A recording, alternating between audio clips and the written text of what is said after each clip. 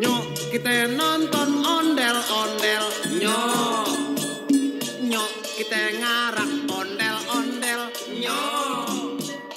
Ondel-ondel ada anaknya. Assalamualaikum cangcingnya babe, salam sejahtera bagi kita semua, shalom, namun budaya, om swastiastu, dan salam kebajikan.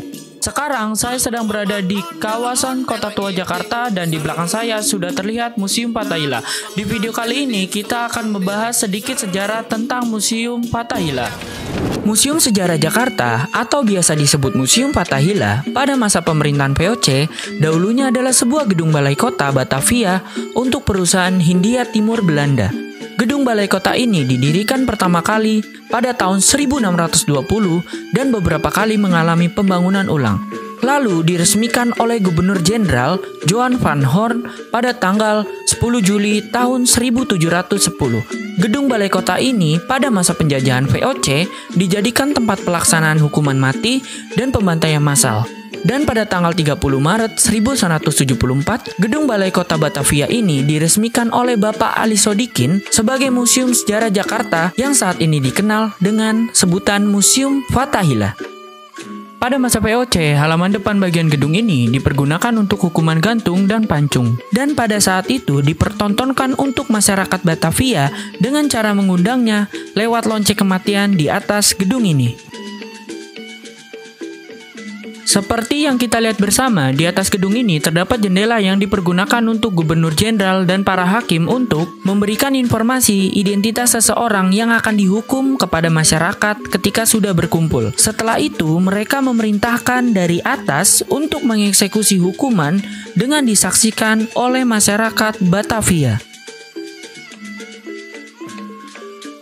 Meriam yang ada di belakang saya ini adalah meriam peninggalan Belanda yang bernama meriam Si Jagur atau meriam Ki Jagur. Meriam ini dibuat oleh orang Portugis bernama Manuel Tavares Bacaro di sebuah benteng bernama Este Jago de Bara di daerah Macau, Cina, yang kemudian dibawa oleh bangsa Portugis ke Melaka. Pada tahun 1641, Melaka jatuh ke tangan Belanda, kemudian Belanda berhasil menemukan meriam ini dan menempatkan meriam ini di salah satu benteng Batavia guna menjaga kota serta pelabuhan dari serangan musuh.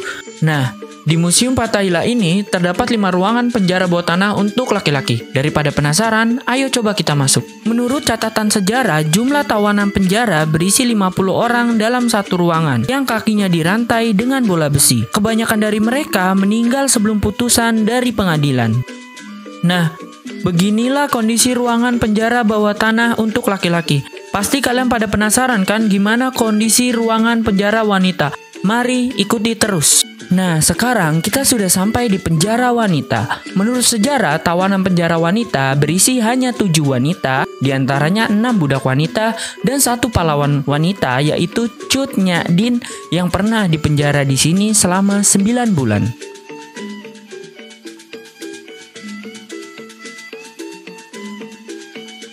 Di ruangan Taruman Negara, kita akan melihat 3 buah prasasti, yaitu pertama prasasti Ciareten yang ditemukan di aliran sungai Ciareten di desa Ciareten, Ilir, Kabupaten Bogor pada tahun 1863. Lokasi penemuan tidak jauh dari sungai Cisadane Bogor. Tempat ditemukan prasasti ini adalah bukti bahwa bahasa Sunda Pasir yang diampit oleh 3 sungai yaitu Cisadane, Cianten, dan Ciareten. Selanjutnya ada prasasti Tugu yang ditemukan di daerah Kampung Batu Tumbuh, Desa Tugu Selatan, Kecamatan Koja, Jakarta Selatan. Prasasti ini menjelaskan bahwa ada 2 buah sungai yang bernama Candrabaga dan Sungai Gomati tahun 22 Raja Taruman Negara. Terakhir ada prasasti Kebun Kopi yang memiliki simbol 2 telapak kaki gajah yang ditemukan dekat prasasti Ciareten di Bogor yang disamakan dengan gajah Airawata. Di ruangan ini terdapat peninggalan masa prasejarah yaitu masa bercocok tanam dan masa perunggu. Di sini kita bisa melihat ada koleksi kapak beliung dan belincung yang gunanya dahulu kala untuk alat pertanian manusia. Ruangan selanjutnya ada catatan soal suku asli Jakarta yaitu Betawi. Di sini dijelaskan bahwa Betawi sangat dekat dengan budaya Cina dan Arab dari gaun pengantin serta bahasa. Ya, tadi adalah sedikit sejarah tentang Museum Fathahillah ini. Jika ada salah kata dan perbuatan saya mohon maaf.